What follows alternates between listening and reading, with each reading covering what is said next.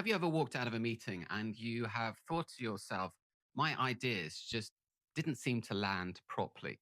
When I was talking, the prospect's mind, the buyer's mind, whoever it is you're talking to, their mind just seemed to drift off into another world and they were just not really taking on board what I was saying at all. Now, I have spent literally decades working in Hong Kong, in Asia, with buyers and potential prospects around the world in boardrooms from Asia to North America to Europe. And I've heard literally thousands of phrases, English phrases, which, quite frankly, weaken your position and make you come across as being less sure of what you're saying. And as a result of that, people are far more likely to take you less seriously if you use these expressions. So, what I would like to do today in this particular video is take you through some of those phrases which weaken your position, which weaken the message which you are trying to deliver. And I would like to try to offer some other expressions which make you come across as being more confident and more competent in what you are saying.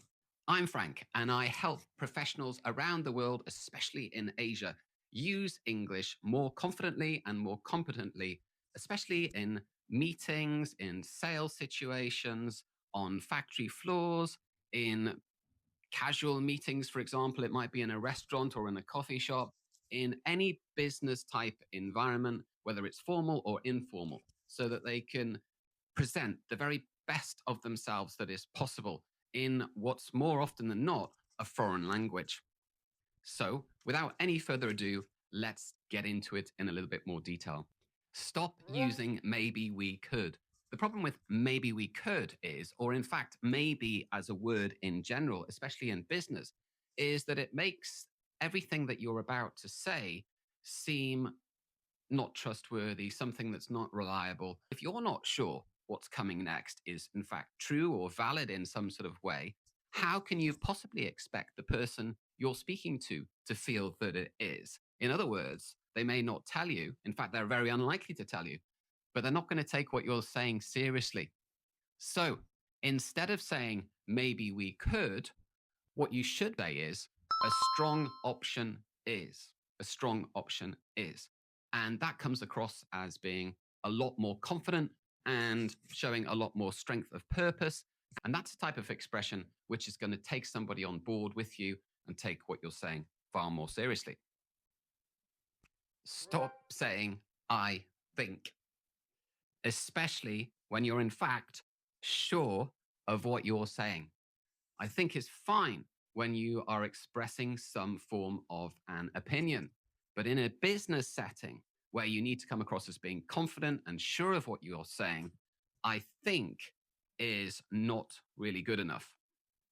So, for example, I have worked with many factories around the world, and I've also worked with many buyers around the world. And one of the common questions was always about delivery.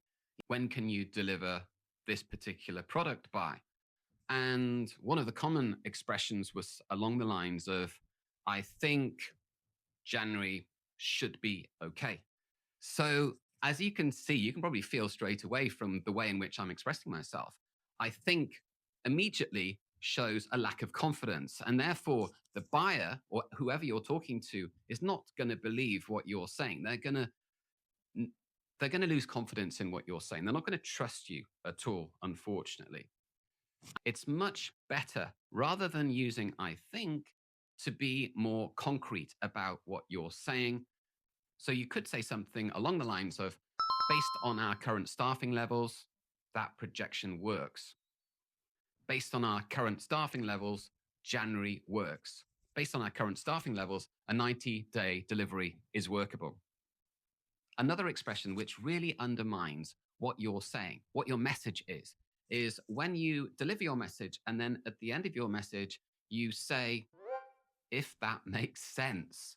And usually you have explained what you're trying to explain very clearly, very precisely. But because a lack of confidence, because you're feeling a little bit unsure yourself, you say, if that makes sense. That's the moment at which you lose the person that you're talking to. They lose confidence in what you're saying. What you should be saying is, would you like me to delve a little bit deeper on this? That doesn't undermine your message, but it does give the person that you're talking to the option to ask you for more details if they want to.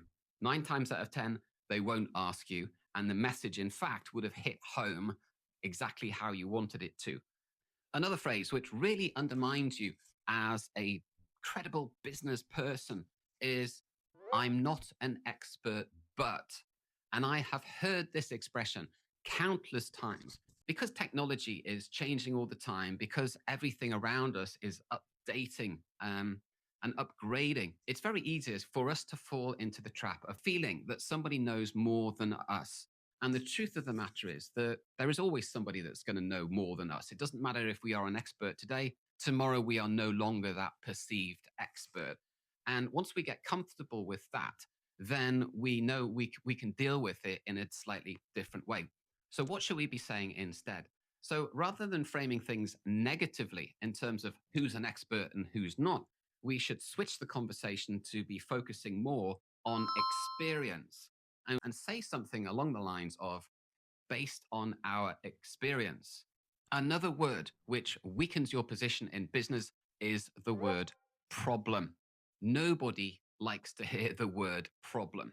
If you think yourself, if you hear the word problem, you're going to usually have very negative connotations spinning around in your mind straight away before you've even heard anything at all. So instead of talking about here's the problem, you can talk about here are the risks.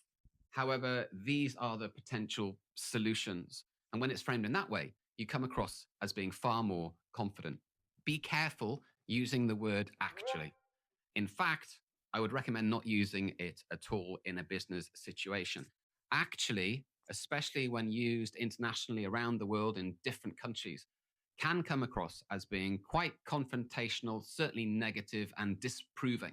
So if you say something along the lines of, actually, that's not correct, you're coming across as quite aggressive.